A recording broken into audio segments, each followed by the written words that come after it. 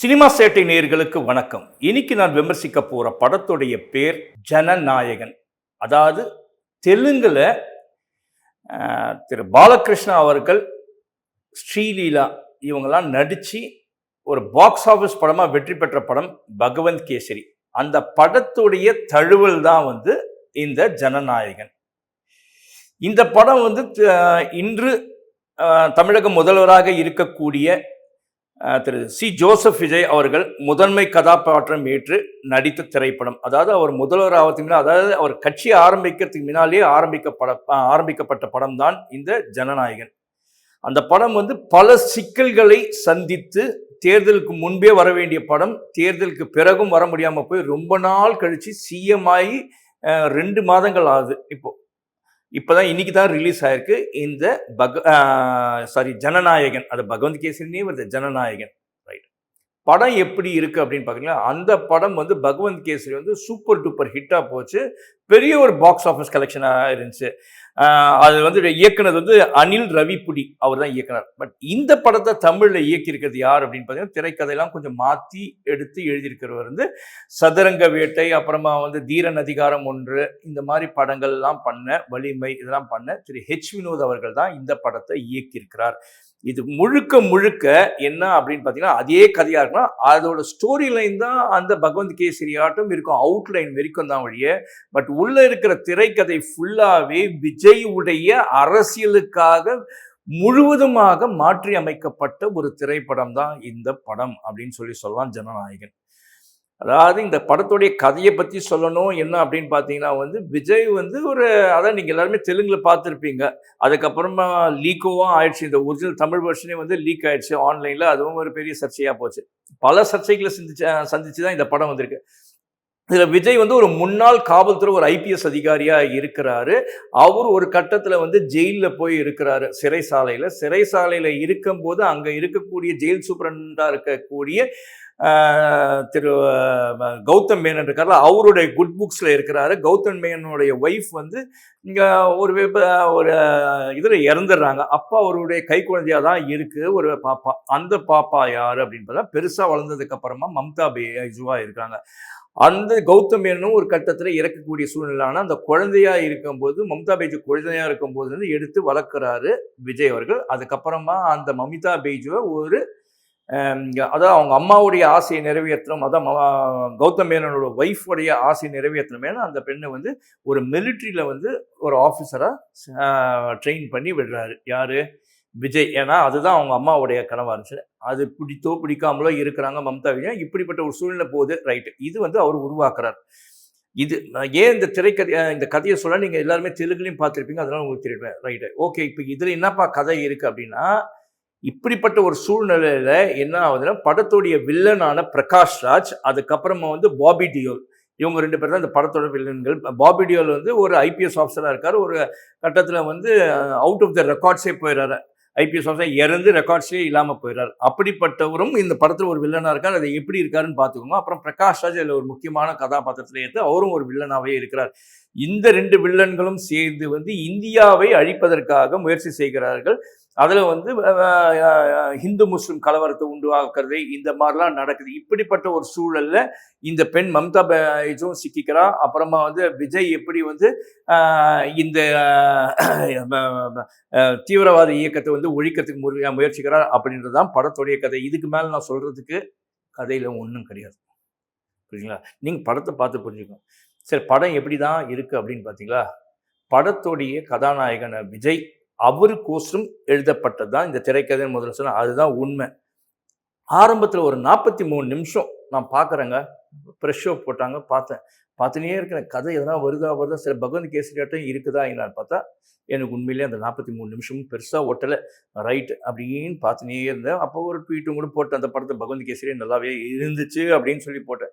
சரி, இந்த படம் எப்படி தான் இருக்குது அப்படின்னு பார்த்தா, சொல்லினே இருக்கேன், பண்ணினே இருக்கேன், போயினே இருக்கு. அடி தடி வெட்டு குத்து கன் ஷாட்டு இதுதான் இருக்குது. இதெல்லாம் பகவந்த் கேஸில் இருந்தது கொஞ்சம் அதிகமாகவே இதில் காமிச்சிருக்காங்க அப்படின்னு சொல்லலாம். படத்தில் கதை என்ன இருக்குன்னா, ஒன்றுமே பெருசாக கதையாக சொல்கிற மாதிரி இல்லை. ஃபுல் அண்ட் ஃபுல் இருக்கிற டயலாக்ஸ் எல்லாம் வந்து இந்த திரைப்படம் வந்து விஜய் கோசம், அதாவது எலெக்ஷனை முன்னிட்டு 2026 விஜய் வந்து தேர்தலில் அவருடைய தாவேகா தமிழக வெற்றி கழகம் தேர்தலில் போட்டியிடுறதுக்கோசரம் எழுதப்பட்ட டயலாக்ஸ் தான் அதில் இருக்குது. சில டயலாக்ஸ் அதில் வரதெல்லாம் பார்த்தா இன்னைக்கு விஜய் இதெல்லாம் வச்சு பேசுகிறாரா, அதே மாதிரி தான் வச்சு அதில் ஸ்கிரிப்ட் பண்ணியிருக்காங்க. இதில் ஃபுல் அண்ட் ஃபுல் வினோத் இருக்கிறாரா ஸ்கிரிப்ட் இல்லையோ, விஜயும் விஜய்க்கான முக்கியமான ஆதரவாளர்களோ இல்லை அவங்க மேலாளர்களோ அவங்க சொல்லி எழுதப்பட்ட ஸ்கிரிப்ட் கிளியராக தெரியுது இந்த படத்தில். சில கட்டத்தில் வந்து இந்த டயலாக்ஸில் வந்து நமக்கு இரிட்டேட் ஆகிற மாதிரியும் இருக்குது. சில கட்டத்தில் சில டயலாக்ஸ்லாம் நல்லாவே இருக்குது. ரைட், ஓகே, விஜய்னு ஆக்ஷனை பண்ணியிருக்காரு. சரி, மம்தா பானர்ஜி எப்படி இருக்கா பண்ணியிருக்காங்கன்னு பார்த்தா மம்தா பானர்ஜி ஓகே, ஆனால் ஸ்ரீலீலாக்கு ஈக்குவலாக பண்ணியிருக்காங்கன்னா இல்லை. தெலுங்கில் இருக்கிற ஸ்ரீலீலா பண்ணது அது வித்தியாசம் சூப்பராக போயிருக்கு. அதே மாதிரி அந்த ஹீரோவை பண்ண நம்ம பாலகிருஷ்ணா அவரோட கேரக்டரைசேஷன் டோட்டலாக டிஃப்ரெண்ட்டு. இதில் வந்து காட்சிகள் எல்லாம் பார்க்கும்போது செயற்கையாக மெயினாக இதில் இருக்கக்கூடிய டயலாக்ஸ் எல்லாமே திமுக அந்த தீய சக்தின்னு சொன்னார்ல எலெக்ஷன்ல இப்பயும் சொல்லிட்டு இருக்காருல்ல, அதை எதிர்த்து அவங்கள காலி பண்ணணுமே அப்படின்றதுக்கோசரம் முயற்சியில் எழுதப்பட்ட ஸ்கிரிப்டாகவே தான் இந்த படம் இருந்திருக்கு. அப்படின்னா ஸ்ரீலீலாவுக்கு பதில் இதில் வந்து நம்ம மம்தா பானர்ஜி பண்ணியிருக்காங்க. ஓகே பண்ணியிருக்காங்க, அவங்க எஃபர்ட்ஸ்லாம் போட்டிருக்காங்க, பட் நாட் ஈக்குவலன் டு ஸ்ரீலீலா. அதுக்கப்புறம் பூஜா ஹெக்டே அவங்க வந்து யதார்த்தமாக வந்து போவாங்களா அப்படின்னு பார்த்தீங்கன்னா இல்லை, அவங்களும் வந்து ஒரு ஸ்டீரியோ டைப்பை வந்து எப்பயுமே நினைக்கிற மாதிரி எப்பயுமே ஒரு கதாபாத்திரம், ஒரு லேடிஸ் கதாபாத்திரம் என்ன பண்ணியிருப்பாங்களோ ஒரு ஆக்ஷன் அது மாதிரி தான் வந்து பண்ணிட்டு போகிறாங்க. ஒன்றும் அவங்களும் பெருசாக சொல்கிற அளவுக்கு கதாபாத்திரம் இதில் ஃபுல் அண்ட் ஃபுல் விஜயை பார்ப்பதற்காக விஜய் ரசிகர்கள் கோசம் எடுக்கப்பட்ட படம் தான். பிரகாஷ் ஆஸ் யூஷுவல் அவர் ஸ்கோர் பண்ணிட்டு போகிறாரு. அதில் அவரும் பத்திரிகையாளர் மைப்பாவும் ஒரு காம்பினேஷனில் ஒரு சீன் வரும். அதில் வந்து கமலஹாசனை மறைமுகமாக இழிவுபடுத்தும் காட்சியாக அதில் டார்ச்சை பற்றி ஒரு காமெடி ஒன்று பண்ணோம் அப்படின்ற பேரில் கமலஹாசனை லைட்டாக டேமேஜ் பண்ண பல இடங்களில் திமுக, அதாவது திமுக, அதாவது கலைஞர் ஃபேமிலியே வந்து அது ஸ்டாலின், உதயநிதி, இன்பநிதி வரைக்கும் பேரை சொல்லாமல் அவங்கள தாக்குற விதமாகவே பல டைலாக்ஸ் இந்த படத்தில் இருக்குது அப்படின்னு சொல்லலாம். சரி, கதை படத்தில் வில்லன் யார் அப்படின்னு பார்த்தீங்களா, அதை பிரகாஷ் ராஜ் ஒன்று சொன்னேன். ஒன்று Bobby Deol. Right, okay, Bobby Deol என்ன பெருசாக பண்ணியிருக்காங்கன்னா அந்த மொரட்டான உடம்பு அதை வச்சு தான் பண்ணியிருக்கான். இந்த மாதிரி படங்களுக்கெல்லாம் நான் ஒன்று மட்டும்தான் சொல்லேன். அதாவது வினோத்ன்றவர் ஒரு நல்ல இயக்குனர். 2 படங்கள் நான் சொன்னது ரொம்ப நல்ல படம். அதுக்கப்புறம் அந்த படம் விஜய் அஜித்தோட படம் வந்ததெல்லாம் வந்து ஹீரோவோட டாமினேஷன் இருந்ததுனால அந்த படங்கள் பெருசால. இந்த படமும் அதே மாதிரி தான் அவர் கோட்டை விட்டுட்டாரோ அப்படின்றது தான் தோணுது. அப்படிப்பட்டவர் வந்து இந்த படத்தில் திரைக்கதையிலையும் கோட்டை விட்டுருக்கார். பல விஷயங்கள் வந்து காம்ப்ரமைஸ் ஆகணுமே அப்படின்னு ஆகியிருக்கார் அப்படின்றது கிளியர் கட்டாக வைத்தது.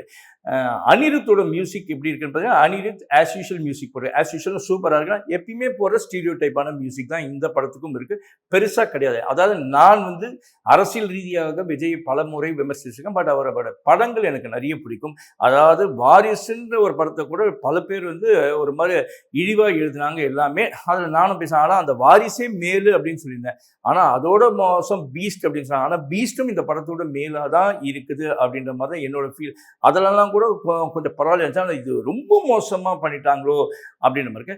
அப்புறமா வந்து விஜய் அவர்கள் வந்து இன்னைக்கு வந்து ஒரு முதல்வர் ஆனதுக்கப்புறம் வயலன்ஸே கூடாதுன்னு சொன்னார். ஆனால் அவர் நடிச்சிருக்க இந்த படம் ஃபுல்லாகவே வயலன்ஸ் தாங்க, எங்கேயுமே கொஞ்சம் கூட இல்லை.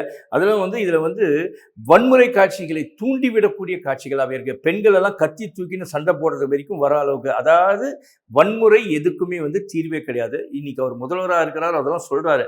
ஆனால் இப்படிப்பட்ட ஒரு படத்தில் முழுக்க முழுக்க வன்முறை நிறைந்திருக்கிறது அப்படின்னு தான் சொல்லலாம். அப்புறமா வந்து இந்த படத்தில் வந்து முக்கியமாக இது ஏன் சென்சாரில் நின்றுச்சு இந்த படம் பார்த்ததுக்கப்புறம் தெரியுது. இதில் வந்து ஹிந்து முஸ்லிம்கான பிரச்சனையை ரொம்ப அதிகமாகவே காமிச்சிருக்காங்க. அதாவது வந்து க்ளோரிஃபை பண்ணியிருக்காங்க அப்படின்னு சொல்லலாம். இது வந்து ஒரு தூண்டுதலுக்குரிய ஒரு இடமாக. அப்புறம் லாஸ்ட்டில் ஒரு படம் ஃபுல்லாக இங்கே முஸ்லீம்ஸ் கெட்டவனாவே காமிச்சு லாஸ்ட் 10 மினிட்ஸ் வந்து ஹிந்து முஸ்லிம்ஸ்க்கு யூனிட்டி இருக்கிற மாதிரி காட்டுற மாதிரி காமிச்சாங்க.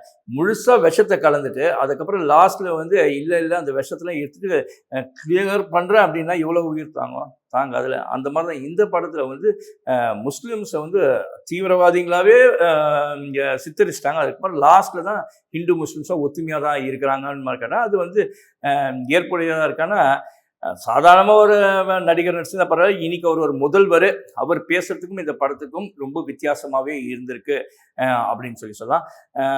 எடிட்டிங் வந்து பார்த்தீங்கன்னா, இந்த பிரதீப் ராகவ் தான். அவரால் முடிஞ்ச அளவுக்கு தான் எடிட் பண்ண, இதுக்கு மேலே என்ன பண்ண முடியும்? வன்முறை தான் காட்சிகளாக இருக்குது, அது எவ்வளோ தான் எடிட் பண்ணலாம், அதை படம் கொடுத்துட்டாங்க. ஆனால் இந்த படம் வந்து கண்டிப்பாக ரசிகர்கள் ஷூராக பார்ப்போம். அதையும் நீ சொல்லவே தவிர ஒரு சிஎம்மாக இருக்கிறதுனால கண்டிப்பாக எல்லாருமே வந்து விஜயை போய் பார்க்கணும். விஜயோட இறுதி படம் அப்படின்றதுனால அதாவது ஒரு நடிகராக அவருடைய இறுதி படம், ஏன்னா அவர் முதல்வர் ஆகிட்டார்ல, அதனால இந்த படத்தை வந்து பார்க்கறது நிறைய பேர் வரும். இதில் அமைச்சரான புசி ஆனந்த், அருண்ராஜ், அப்புறம் வந்து ஸ்ரீநாத், அப்புறம் டிரான்ஸ்போர்ட் மினிஸ்டரான விஜய் பார்த்திபன், தமிழன் விஜய் பார்த்திபன் அவர் நடிச்சிருக்காரு. அப்புறமா ஸ்ரீமன் அவருடைய நண்பர் அவர் நடிச்சிருக்காரு. அனிருத்தோட அப்பா ஒரு காட்சியில் வர்றார். இந்த மாதிரி பலர் நடிச்சிருக்காங்க அப்படின்னு சொல்லலாம். ஒட்டுமொத்தத்தில் படம் எப்படி இருக்குது அப்படின்னு கேட்டிங்கன்னா, என்னை பொறுத்த வரைக்கும் விஜய் கெரியரில் பாராட்டுதலுக்குரிய படமாக இல்லாமல் ரசிக்கிறவங்களாம் ரசிக்கலாம், பார்த்துட்டு நான் விஜய் ரசிகர்னு கொண்டாடலாம். ஆனால் அவங்க போய் வீட்டில் உட்காந்து சிந்திச்சு பார்த்தா இது ஒரு படமாக, விஜய் படமானா கண்டிப்பாக அவங்களுக்கு திருப்தி கொடுக்காத ஒரு படமாக தான் இருக்கும். நான் இதை வந்து ரொம்ப மட்டமாக இருக்குன்னு சொல்கிற அளவுக்கு என் வாயால் நான் சொல்ல விரும்பலை. அதே மாதிரி ஆஹா ஓஹோன்னு இருக்கிறதுக்கும் என் வாயால் சொல்கிறதுக்கு ஒன்றும் இல்லைங்க. படத்துக்கு நான் என்ன மதிப்பீடுன்னு ஒண்டி கொடுக்குறேன், அதை வச்சு நீங்கள் ஒன்றா ஜட்ஜ் பண்ணிக்கோங்க. இந்த திரைப்படத்திற்கு நான் கொடுக்கக்கூடிய மதிப்பீடு என்ன அப்படின்னு பார்த்தீங்கன்னா 5க்கு 2, தட் இஸ் 2 out of 5 அப்படின்னு சொல்லிட்டு. இந்த வீடியோ விமர்சனம் உங்களுக்கு பிடிச்சிருந்தா லைக் பண்ணுங்கள், ஷேர் பண்ணுங்கள், எங்கள் யூடியூப் சேனலை சப்ஸ்கிரைப் பண்ணுங்கள். அதே சமயத்தில் நாகரிகமாக என்னை எதோனாலும் குறைய சொல்லுங்கள். கழுவி ஊற்றணும்னு நினச்சிங்கனாலும் எனக்கு ஒன்றும் இல்லைங்க. ஃப்யூச்சரில் நீங்கள் ரியலைஸ் பண்ணி பார்த்தீங்கனாலே உங்களுக்கே புரிஞ்சுக்கும் இந்த படம் எப்படி இருந்துச்சு. நன்றி, வணக்கம்.